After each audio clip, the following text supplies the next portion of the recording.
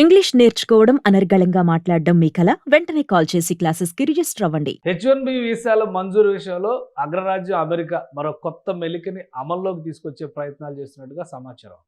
అసలు ఏంటి ఆ మార్పు? ఒకవేళ ఆ మార్పు వస్తే భారతీయులపైన ఎలాంటి ప్రభావం ఉంటుంది? మరీ ముఖ్యంగా H1B వీసాలు ఒక విధంగా వర్క్ పర్మిట్లు అని చెప్పేటువంటి ఈ వీసాల విషయంలో అత్యధిక నియంత్రణ చేస్తే అత్యధికంగా నష్టపోయేది భారతీయులే అనేటువంటి ప్రచారం జోరుగా సాగుతుంది. దీనిపైన విశ్లేషణ చూద్దాం. మనతో పాటు యూఎస్ నుంచి లైవ్‌లో జాయిన్ అవుతున్నారు లా రీసెర్చర్ భూమిరెడ్డి సాయి శ్రీనివాస్. సాయి శ్రీనివాస్ గారు నమస్తే. నమస్తే సార్. సాయి శ్రీనివాస్ గారు ఏంటి మళ్ళీ కొత్తది ఈ అమెండ్మెంట్ ఏదో తీసుకొస్తారు లేదా కొత్త బిల్ ఏదో రాబోతుంది. H1B వీసాల పైనే రిస్ట్రిక్షన్ మెయిన్‌గా అని చెప్పని అంటున్నారు. ఇప్పటివరకు రకరకాల ఆందోళనలు ఉన్నాయి. బట్ మనోళ్ళు కొందరు రిలాక్స్డ్‌గానే ఉన్నారు. H1B వీసాలంటే టెన్షన్ పుట్టేటువంటి వ్యవహారంగా మనం చూడాల్సి ఉంటుంది. ఎందుకంటే వర్క్ పర్మిట్లు లాంటివి కాబట్టి వాటిపైన కోత లేదా వాటిపైన ఎలాంటి నిబంధనలు వస్తే మనకి ఇబ్బంది అయ్యేటువంటి పరిస్థితి ఉంటుంది అనేటువంటి ఆందోళన అయితే ఉంది. ఏంటి కొత్తగా ఎలాంటి కసరత్తు జరుగుతుంది H1Bల పైన? సార్ రీసెంట్ గా ఒక కొత్త డిస్కషన్ అనేది స్టార్ట్ అయింది సార్. దాన్ని average method sir, average salary method దాని మీద H1Bs అనేది తీసుకొని వస్తున్నారు సార్. అంటే దీని ద్వారా ఏమైతుంది అంటే ముందులాగా నార్మల్ గా మనకు ఒక 60,000 మందికి మామూలుగా మిగతా వాళ్ళ ఎవరైనా కానీ అప్లై చేయొచ్చు. ఒక 25,000 మంది ఇక్కడ మాస్టర్స్ చేసిన వాళ్ళకు H1B అప్లై చేసే అవకాశం ఉన్నాయి సార్. కానీ ఇప్పుడు ఏం చేస్తున్నారంటే శాలరీ ప్రకారంగా అంటే ఎవరికి ఎక్కువ శాలరీ ఉంటుందో వాళ్ళకందరికి ఎక్కువ ప్రిఫరెన్స్ ఇచ్చి H1B వీసాస్ అనేది ఇస్తారు అని చెప్పడం జరుగుతుంది. అంటే దీని వల్ల ముఖ్యంగా అంటే మీ అందరికీ తెలుసు H1Bs లో 79% మన భారతీయులకి వస్తుంది.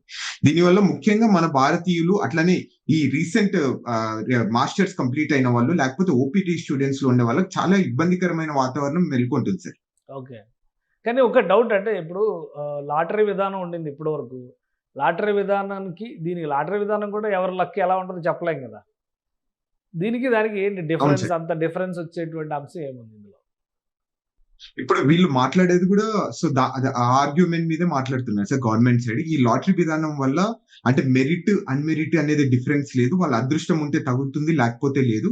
దీని ద్వారా చాలా మంది మేనేజికల్ పొజిషన్స్ లో కానీ బాగా మెరిట్ స్టూడెంట్స్ బాగా PhD చేసిన వాళ్ళు వీళ్ళందరికీ H1B వీసాస్ రావడం లేదంట. అంటే వాళ్ళు చేసే ఆర్గ్యుమెంట్. సో దాని ద్వారా లాటరీ తీసేసి ఈ శాలరీ ప్రకారంగా మనం సెలెక్ట్ చేస్తే బాగా మెరిట్ స్టూడెంట్స్ ని అమెరికన్ ఎకనామీకి ఎవరెవరు ఉపయోగపడతారో వాళ్ళని ఒకరిని మనం సెలెక్ట్ చేసుకునే అవకాశం ఉంటుందని వాళ్ళు చెప్తున్నారు సార్. ఏంటంటే ఇప్పుడు అమెరికాలో ఇప్పటివరకు జరిగినటువంటి విధానాలు మనం ఒకసారి చూస్తే కనుక భారతీయులకు ఎక్కువ అడ్వాంటేజ్ వచ్చింది అంటే ఎక్కువ కష్టపడి పనిచేస్తారని వచ్చింది లేదా ఎక్కువ క్వాలిఫైడ్. అందుకనే లీగల్ ఇమిగ్రేషన్లో మనాళ్ళదే ఎక్కువ శాతం ఉంది అని చెప్పి అనుకుంటున్నారు. ఇప్పుడు ఈ బీ అమెరికన్ బై అమెరికన్ ఇట్లాంటి నినాదాల్లో భాగంగానే ఈ H1B సంస్కరణలు కూడా వస్తే కనుక అక్కడ క్వాలిటీ స్టాఫ్ దొరికేటువంటి అవకాశం ఉంటుందా? లేదా కేవలం భారతీయులు టార్గెట్ చేయడం కోసమే ఇలాంటి కొత్త నిబంధనల గురించి ఆలోచిస్తున్నారని అనుకోవాలా? అంటే అలాంటి వీళ్ళు అంటే భారతీయులు ముఖ్యంగా అనేది అయితే ఎక్కడ లేదు సార్ మామూలుగా అంటే మనకు తెలిసినంత వరకు. సో కానీ వాళ్ళ మెయిన్ ఇంటెన్షన్ ఒకటే సార్. యూజువల్ గా వాళ్ళు మెరిట్ ఉండే వాళ్ళు మాకు అమెరికన్ ఎకనామిక్ కావాలి, మిగతా వాళ్ళు మాకు అవసరం లేదు అని చెప్తున్నారు. అంటే ఇక్కడ ప్రాబ్లం ఎక్కడ వస్తుంది అంటే వేజ్ లెవెల్ ప్రకారం అంటే జీతం ఎవరికి ఎక్కువ వస్తుందో వాళ్ళందరినీ ఫస్ట్ మనం సెలెక్ట్ చేస్తాం అంటున్నారు సార్. ఇక్కడ మామూలుగా 4 టైప్స్ ఆఫ్ వేజ్ లెవెల్స్ ఉంటాయి సార్. అంటే వేజ్ లెవెల్ 1 అంటే మినిమం ఆఫ్ $60,000 నుండి వేజ్ లెవెల్ 4 అంటే సుమారు $2,00,000 ఉంటాయి సార్. అంటే వాళ్ళు నివసించే ప్లేస్ కానీ వాళ్ళకున్న ఉద్యోగం రెస్పాన్సిబిలిటీస్ డ్యూటీస్ కానీ జాబ్ టైటిల్ ప్రకారంగా వాళ్ళకి సుమారు $2,00,000 ఉంటాయి సార్. $2,00,000 రీసెంట్ మాస్టర్స్ గ్రాడ్యుయేట్స్ కి లేకపోతే 1 సంవత్సరము 2 సంవత్సరాలు ఉన్న ఎక్స్పీరియన్స్ వాళ్ళకి అట్లాంటి జాబ్స్ వస్తాయా రావా అనేది కూడా ఒకసారి మనం ఆలోచించుకోవాలి సార్ ఈ విషయంలో. అట్లనే ఇట్లాంటి ఎన్నో ఆర్గ్యుమెంట్స్ అనేది వస్తున్నాయి. కానీ వీళ్ళు చేసే ఆర్గ్యుమెంట్ ఒకటే సార్.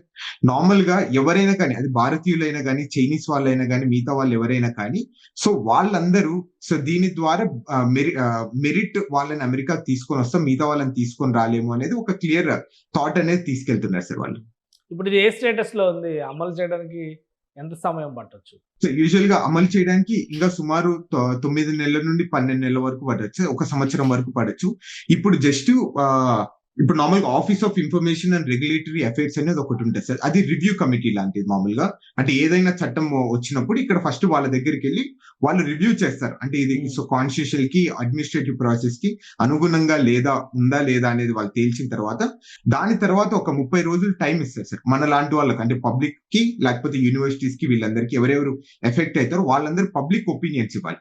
సో దాని తర్వాత మళ్ళీ సో యుఎస్సిఎస్ పోయి సో ఇది సుమారు మళ్ళీ దాని తర్వాత కాంగ్రెస్ కి వెళ్తాదా వెళ్ళదా లేకపోతే ప్రెసిడెంట్ అప్రూవల్ సరిపోతుందా లేదా అనేది కూడా ఒకసారి చూసిన తర్వాత మళ్ళీ ఇంప్లిమెంటేషన్ కి వస్తుంది సార్. ఇది నార్మల్ గా ఇది ఒక సంవత్సరం ప్రాసెస్ కాబట్టి ఇది ఆల్మోస్ట్ లైక్ 2027 లో ఇది ఇంప్లిమెంట్ అయ్యే అవకాశం ఉంటుంది సార్. కానీ ఎగ్జిక్యూటివ్ ఆర్డర్స్ ఇచ్చి ఇమీడియట్ గా ఇంప్లిమెంటేషన్ అని చెప్పి అంటారు కదా, ఇలాంటి వ్యవహారాల్లో ఎగ్జిక్యూటివ్ ఆర్డర్స్ చెల్లుతాయా? అలానే ఆల్రెడీ ఇచ్చిన ఎగ్జిక్యూటివ్ ఆర్డర్స్ ని కూడా కోర్టులు పక్కన పెట్టేస్తున్నాయి, కొన్ని రాష్ట్రాలు పక్కన పెట్టేస్తున్నాయి.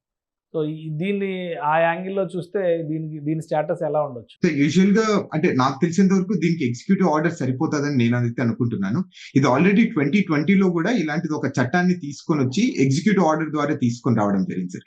అంటే ఆ రోజు కొన్ని ఇతను అపాయింట్ చేసిన యుఎస్సిఎస్ చైర్మన్ లేకపోతే స్టేట్ సెక్రటరీ తనకు అధికారం లేదు, అతను సరిగ్గా అపాయింట్ కాలేదని ఆ రోజు కోర్టు కొట్టేయడం జరిగింది. సో నాకు తెలిసినంత వరకు ఎగ్జిక్యూటివ్ ఆర్డర్ తో మాత్రము ఇది వెళ్ళిపోతుందని అయితే నేను అనుకుంటున్నాను సార్. సో అంటే దానికి పెద్ద టైం తీసుకోకపోవచ్చుగా, ఇమీడియట్ గా అనుకుంటే నెక్స్ట్ మంత్ అయినా కానీ ఆర్డర్స్ పాస్ చేసే దానికి ఛాన్స్ ఉండదా?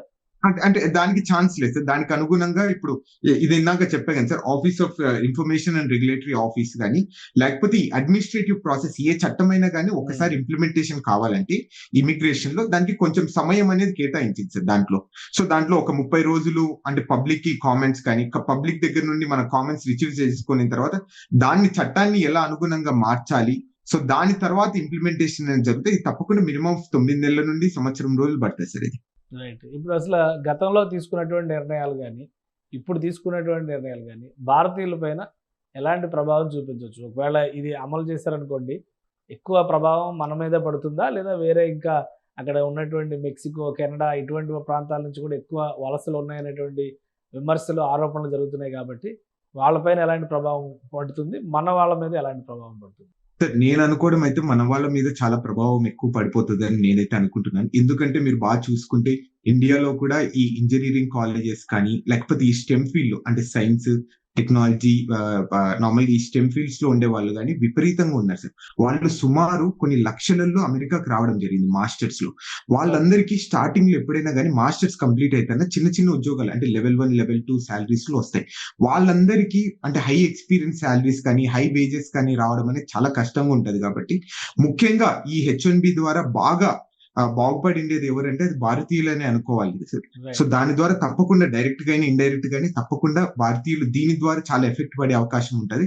దీని ద్వారా కూడా అమెరికాకు వచ్చే వాళ్ళు కూడా తగ్గిపోయే అవకాశం ఉంది సార్. మీరు ఆల్రెడీ చూసుకుంటాము సుమారు 70% మంది లాస్ట్ ఇయర్ కి ఈ ఇయర్ కి స్టూడెంట్ వీసాస్ తగ్గిపోవడం జరిగింది. అంటే ఈ కంపారిజన్ చేసుకుంటే ఇలా ఇక్కడ ఉన్న ప్రస్తుత పరిస్థితుల వల్ల ఇవన్నీ జరిగిండొచ్చు అని కూడా మనం అనుకోవచ్చు. రైట్. అయితే మన వాళ్ళు ఇంకొంచెం అప్రమత్తంగా ఉండాలంటారు అయితే. ఎస్ సార్, కొంచెం అప్రమత్తంగా ఉండాలి. అంటే ప్రస్తుతం జరుగుతున్న సిచ్యువేషన్స్ అన్ని మనం అనుగుణంగా మనం ఏదైనా డెసిషన్ తీసుకొని రావాలని అయితే నేను చెప్తాను సార్. సో ఎందుకంటే సుమారు 60 నుండి 70 లక్షల వరకు వాళ్ళు లోన్లు తీసుకొని వచ్చి లేకపోతే వాళ్ళ సొంత డబ్బులు ఖర్చు పెట్టేసి ఇక్కడికి వస్తారు. ఒకేలా ఈ ఓపీటీ అనేది రిమూవ్ చేయాలని ఉన్నారు, అట్లనే డిఎస్ అనేది రిమూవ్ చేయాలన్నారు. ఇలాంటి రూల్స్ రావడం వల్ల మనం ఇక్కడ సంపాదించి మళ్ళీ ఇండియాలో లోన్లు కట్టడం అనేది అసాధ్యం అనేది అయితే నేనైతే అనుకుంటున్నాను. రైట్. ఇప్పటి వరకు జరిగిన పరిణామాలు కావచ్చు, అలానే ఇప్పుడు ఉన్నటువంటి స్థితిలో మన దేశం నుంచి అక్కడికి రావాలనుకునే వాళ్ళకి మీరు ఇచ్చే సలహా ఏంటి? ముఖ్యంగా వీసాల పైన ఇలాంటి నియంత్రణలు కనుక వస్తే చిన్న చిన్న కంపెనీలు కూడా అక్కడ ఎవరిని హైర్ చేసేటువంటి పరిస్థితి ఉండదు. కాబట్టి చిన్న చిన్న కంపెనీల నుంచి అవకాశాలు ఉండవు. హై బడ్జెట్ శాలరీస్ రావాలి. హై బడ్జెట్ శాలరీస్ రావాలంటే ఎక్స్పీరియన్స్ గెయిన్ చేయాల్సినటువంటి పరిస్థితి ఉంటుంది. సో ఎక్స్పీరియన్స్ గెయిన్ చేయాలంటే ముందు ఎక్కడో దగ్గర పని చేయాలి. ఇండియాలో అన్న పని చేయాలి, అమెరికా కాకుండా ఇతర దేశాల్లో ఎక్కడైనా కానీ అనుభవం రావాలి. వీటిని ఎలా మ్యాచ్ చేసే అవకాశం ఉంది మీ అంచనా ప్రకారం? సార్ అంటే దాన్ని మ్యాచ్ చేయాలంటే ఒకటే సార్. అంటే నేను చాలా మందికి ఒకటే గైడ్ చేస్తున్నాను. అంటే ఇండియాలో కొంచెం ఎక్స్‌పీరియన్స్, కొంచెం మన డబ్బులు సేవ్ చేసుకున్న తర్వాత మీరు అమెరికాకి రండి. ఇక్కడ ఎంత అన్‌సర్టెనిటీ ఉన్నా మళ్ళా మనం బ్యాకెళ్ళి అక్కడ రివైవ్ అవ్వే అవకాశం ఉంటది. ఇక్కడ వచ్చిన ఎక్స్‌పీరియన్స్ కానీ, ఇక్కడ వచ్చిన ఎడ్యుకేషన్ క్వాలిఫికేషన్స్ ద్వారా. ఏదైనా కానీ కొంచెం రీసెర్చ్ చేసి తప్పకుండా అంటే అందరితో చాలా మంది ఈ సోషల్ గ్రూప్స్ ఇవన్నీ ఉన్నాయి. వాళ్ళందరినీ కన్సల్ట్ అయ్యి ఇక్కడ ఉన్న ప్రస్తుత పరిస్థితులు కనుక్కొనిన తర్వాత మీరు ఏదైనా డెసిషన్ తీసుకొని ఇక్కడ రావాలే తప్ప, ఇప్పుడున్న పరిస్థితుల్లో మీరు హడావిడిగా ఏదో అమెరికాకి రావాలని అయితే వస్తే మాత్రం చాలా ఇబ్బంది ఫేస్ చేస్తున్నాం సార్. అట్లనే ఈవెన్ వీసాలు కూడా చాలా వరకు రిజెక్ట్ అయితున్నాయి అంటున్నారు. అది ఎంతవరకు నిజమో మనం తెలుసుకోవాల్సిందే. ఇప్పుడు ఈ కొత్త పాలసీ లేదా కొత్త విధానాన్ని కనుక అమల్లోకి తీసుకొస్తే ఆల్రెడీ ఎగ్జిస్టెడ్ వీసాస్ ఉన్న వాళ్ళకి కూడా ఏమన్నా ఇబ్బంది పడే అవకాశం ఉందా? అదేం ప్రాబ్లం ఉండదు సార్. అంటే ఓన్లీ నెక్స్ట్ లాటరీ సిస్టమ్ నుండి ఇదన్నీ ఉంటాయి sir.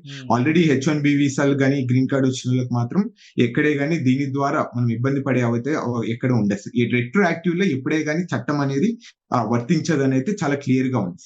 Right. Thank you Srinivas గారు, మీ విశ్లేషణ అందించినందుకు. అమెరికా వెళ్ళాలనుకునేటువంటి వాళ్ళకి, ముఖ్యంగా H1B వీసాలు దక్కించుకోవాలనుకునేటువంటి భారతీయులకి అశనిపాతం లాంటి మాట ఇది. ఇక మీదట రూల్స్, నిబంధనలు పూర్తిగా మార్చేసేటువంటి ప్రయత్నాల్లో ట్రంప్ సర్కార్ కసరత్తు చేస్తుంది. లాటరీ సిస్టమ్ వల్ల ఎక్కువగా భారతీయులే H1B వీసాల్లో లబ్ధి పొందుతున్నారు. లాటరీ సిస్టమ్ తీసేయడం ద్వారా హైలీ పెయిడ్, హైలీ స్కిల్డ్ అనేటువంటి క్యాప్షన్స్తో ఇప్పుడు కొత్త విధానాన్ని తీసుకొస్తే కనుక భారతీయులకే ఎక్కువ నష్టం జరుగుతుందని సాయి శ్రీనివాస్ విశ్లేషిస్తున్నారు. ఇక అమెరికా వెళ్ళాలనేటువంటి కళ చెదిరిపోలేదు. అమెరికా వెళ్ళాలంటే దానికి తగినంత అనుభవాన్ని ఇక్కడే గడించాల్సినటువంటి అవసరం ఉంది. అప్పులు పెట్టుకొని అమెరికా వెళ్ళి డబ్బు సంపాదించి అప్పులు తీరుద్దాం అనుకునే వాళ్ళు మాత్రం చాలా ఇబ్బంది పడతారని హెచ్చరిస్తున్నారు సాయి శ్రీనివాస్ గారు. ఇది special discussion. Keep watching. Suman టీవీలో మీ పర్సనల్ అండ్ బిజినెస్ ప్రమోషన్స్ కోసం కింది నెంబర్కి కాంటాక్ట్ చేయండి.